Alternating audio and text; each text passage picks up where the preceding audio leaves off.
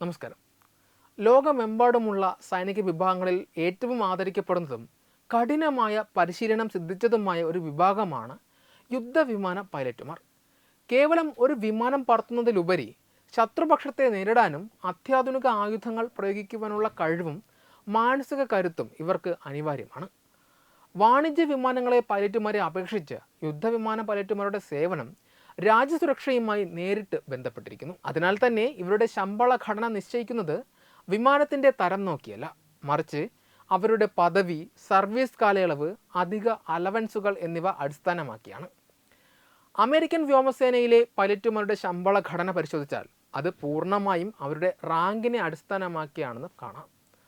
ഒരു second lieutenant പദവിയിൽ സേവനം ആരംഭിക്കുന്ന ഒരാൾക്ക് പ്രതിവർഷം ഏകദേശം $49,800 അടിസ്ഥാന ശമ്പളം ലഭിക്കുമ്പോൾ വർഷങ്ങൾ കഴിയുന്നതോടെ ഇത് വർദ്ധിക്കും.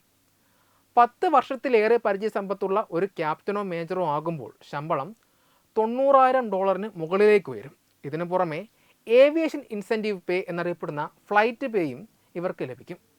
ഒരു യുദ്ധവിമാന പൈലറ്റിനെ പരിശീലിപ്പിച്ചെടുക്കുവാൻ $10 മില്യൺ ചിലവ് വരുന്നതിനാൽ പരിചയസമ്പന്നരായ പൈലറ്റുമാരെ സേവനത്തിൽ നിലനിർത്തുവാൻ വലിയ തുകകൾ ബോണസായി നൽകുവാനും അമേരിക്കൻ സൈന്യം തയ്യാറാകുന്നുണ്ട്. വീട്ടുവാടക, ഭക്ഷണ അലവൻസ്, യുദ്ധമേഖലയിലെ പ്രത്യേക വേതനം എന്നിവ കൂടി ചേരുമ്പോൾ ഇവരുടെ ആകെ വരുമാനം വളരെ ഉയർന്ന നിലയിലെത്തും.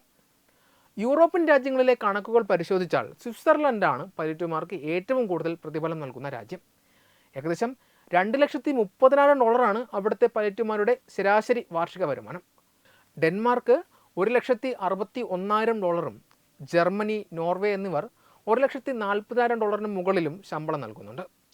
ബ്രിട്ടനിലെ റോയൽ എയർഫോഴ്സിൽ ഒരു പൈലറ്റിന് തുടക്കത്തിൽ $45,000 ലഭിക്കുമെങ്കിലും അനുഭവ സമ്പത്തിനനുസരിച്ച് അത് $1,20,000 വരെയാകാം. എന്നാൽ കിഴക്കൻ യൂറോപ്യൻ രാജ്യങ്ങളായ പോളണ്ട്, ചെക്ക് റിപ്പബ്ലിക് തുടങ്ങിയ ഇടങ്ങളിൽ ശമ്പളം താരതമ്യേന കുറവാണ്. കാനഡയും ഓസ്ട്രേലിയയും തങ്ങളുടെ സൈനിക പൈലറ്റുമാർക്ക് മികച്ച ശമ്പള പാക്കേജുകൾ വാഗ്ദാനം ചെയ്യുന്നുണ്ട്. കാനഡയിൽ ഒരു പൈലറ്റിൻ്റെ ശമ്പളം $80,000 മുതൽ $2,00,000 വരെ വ്യത്യാസപ്പെടാം. പൈലറ്റുമാരുടെ ശമ്പളത്തെ സ്വാധീനിക്കുന്ന പ്രധാന ഘടകങ്ങളിലൊന്ന് അവർ വഹിക്കുന്ന ഉത്തരവാദിത്തങ്ങളാണ്. ഒരു കോമ്പാക്ട് മിഷനിൽ സ്വതന്ത്രമായി തീരുമാനങ്ങളെടുക്കാൻ അധികാരമുള്ള കമ്മീഷൻ ഓഫീസർമാരാണ് ഇവർ. വിമാനം പറത്തുന്ന മണിക്കൂറുകൾ, വിദേശ രാജ്യങ്ങളിലെ വിന്യാസം, പ്രത്യേക പരിശീലന കരാറുകൾ എന്നിവയെല്ലാം ബോണസുകളെ ബാധിക്കും. പലപ്പോഴും സജീവ സൈനിക സേവനത്തിന് ശേഷം എയർ നാഷണൽ ഗാർഡിലോ റിസർവ് വിഭാഗത്തിലോ ചേരുന്ന പൈലറ്റുമാർ സിവിൽ വിമാന കമ്പനികളിലും ജോലി ചെയ്യാറുണ്ട്. ഇത് അവരുടെ ആകെ വരുമാനത്തിൽ വലിയ വർധനവുണ്ടാക്കും.